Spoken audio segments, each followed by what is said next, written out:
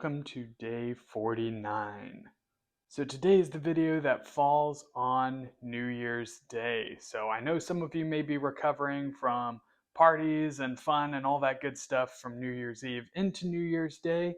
Today is a grow day, as was yesterday. So make sure you still get your meals in, get ready, get back on track, and geared up for the workout to come tomorrow. This also marks the end of week number 7. So you've made it through 7 weeks. That's awesome. Keep up the good work. We have 5 weeks to go, and I can't wait to see what those have in store for us. So with today being New Year's, I wanted to talk a little bit about what to expect in the gym around New Year's. So if you've been at this game for a little while, as I have, you know that you can expect the gym to be pretty busy around January with all the New Year's resolutioners coming in. They've got their goals set to get fit, get their exercise on for the new year, and so they signed up for a membership, and the gym is set to be a little bit or a lot of bit busier this month than the rest of the year. So for the past 10 years, I've worked on and off at gyms, anywhere from towel boy when I first started, up to group exercise instructor, personal trainer, and eventually up to director level positions. So I have seen it year in, year out, January 1st through about February, the first or second week. It gets super busy, all those New Year's resolutioners coming in, and then it starts to die down as a lot of those people give up on their goals or backslide or get busy or whatever may happen. So as I like to keep this channel positive, I thought I'd talk a little bit about how you as a regular gym goer can treat with graciousness these New Year's resolutioner crowd, or if you are a New Year's resolution maker, what you can expect and how you can succeed setting your goals in the gym for this new year. Let's start with the New Year's resolutioners first. So I'm going to give you 3 things that over my 10 years of experience working at gyms, I found are keys to success for a successful New Year's resolution translating into a lifetime habit of health. Number 1, unless you are a highly motivated, self-motivated individual, I encourage you to find a support system and an accountability system to help you stick to your program and to find something fun to plug yourself into. So since everyone's different, this could be different things for many people. Some people, group exercise classes are a great option, as it does give you that sense of community. You can connect with the instructor and with the other members of the class and help you get into that routine. You'll know every Monday, Wednesday, or Friday, or whatever the schedule may be, that you have that class to attend. And over time, as you show up consistently, you start to make connections and make friends in that class, and they start to look for you. So that gives you a sense of accountability. For some people, if you prefer working out on the fitness floor, this may be finding a training partner or a personal trainer to help you with the workouts, especially early on while you're still looking to get that habit to stick. So setting up an appointment with a personal trainer, for one, you've paid for their time, so you want to make sure you get the most out of it and actually use it. You set an appointment time, so that holds you accountable, showing up and getting your workout in. And you can learn proper form and technique if you're new to exercising with the personal trainer. If you are going to work out with the training partner, just make sure that they're accountable to your goals as well and have similar goals as you so that your workouts can coincide correctly. And make sure that they actually show up and are supportive to you in that way. As the worst thing that can happen is 30 minutes late, you get a text from your training partner saying they're not going to make it for leg day after all. So annoying.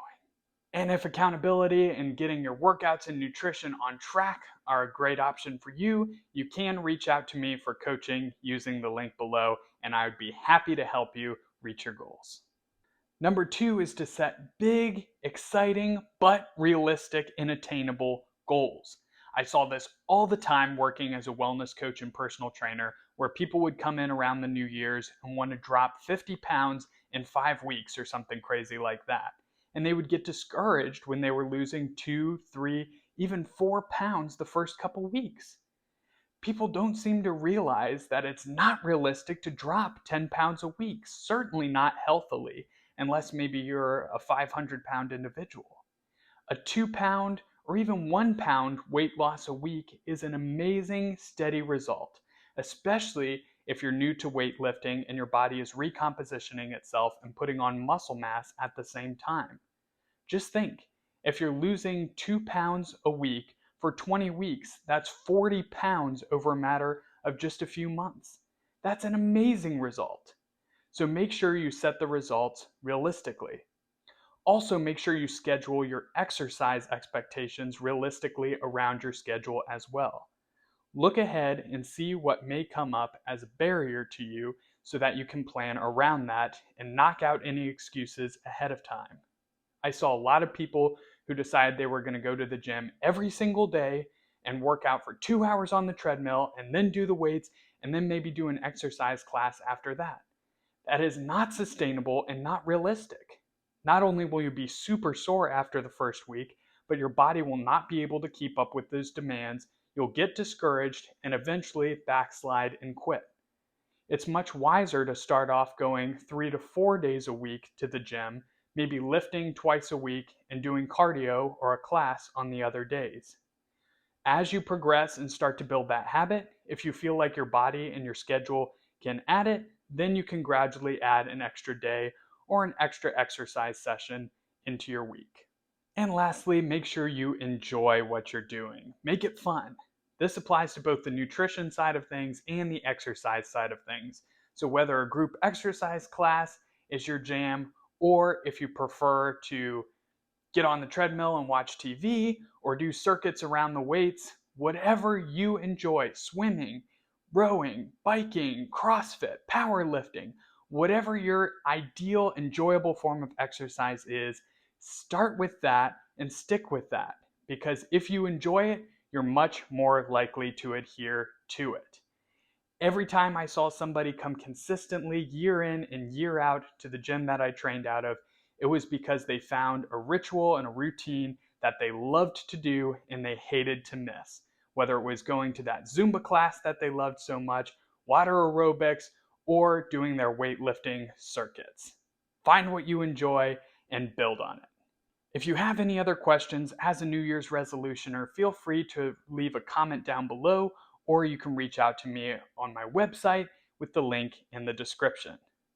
Now let's shift over to the people who have been going to the gyms year in and year out and have to adjust to the now busier time in January. So here are 3 things for you to think about and be able to handle the busier gyms and the new crowd with grace. Number 1, we all start somewhere, including you. You started somewhere. Even Mr. Olympia started somewhere.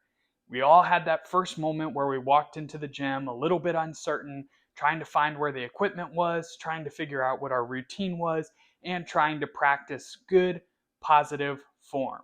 So make sure that you're not judging other people, be encouraging whenever you can, and make sure that you are a good teammate and support system to the new crew coming into the gym.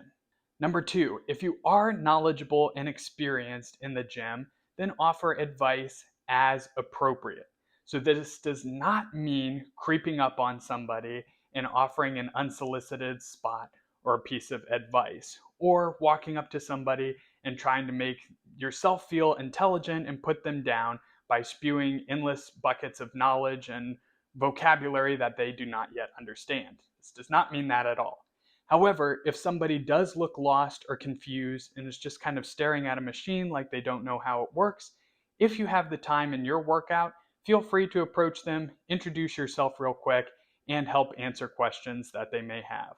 That little bit of encouragement can be the difference between somebody giving up and feeling rejected at the gym or feeling accepted and realizing that this is a welcoming community and we're all there to support each other in our own fitness goals anyway. And last but not least, number 3 is to be adaptable. So as the gyms are going to be a lot busier, whether it's new people or people coming back to the gym, a lot of equipment is going to be taken, especially if you're at a smaller gym. So be prepared to rearrange the order of exercises in your workouts a little bit as needed to be able to get your full workout in, but not frustrate yourself sitting for 10 or 15 minutes waiting for one piece of equipment. Also remember, if you do notice somebody is hogging equipment or texting for long periods of time in between sets, it is perfectly allowed to approach that person and ask them how many sets they have left or if you can work in between them. Oftentimes, if they're just fiddling around or fooling around, they'll be happy to step aside and let you take the machine.